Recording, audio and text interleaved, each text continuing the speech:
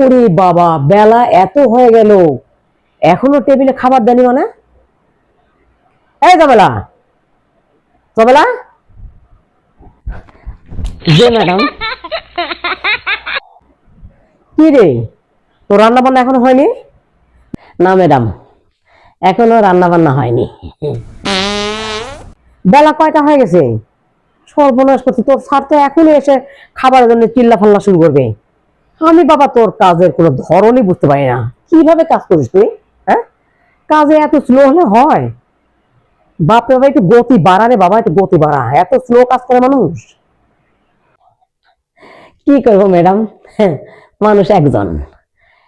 বেশি দ্রুত করলে কবেন যে এত তাড়াহুড়া করিস কে, আবার একটু আস্তে ধীরে কাম করলে আবার কবেন যে তুই এত স্লো কে। ম্যাডাম, এসব ভাবতে ভাবতে আমি মানসিক ভাবে খুবই অসুস্থ হয়ে যাচ্ছে। এরকম করলে তো কাম করা সমস্যা হচ্ছে। চুলা তরকারি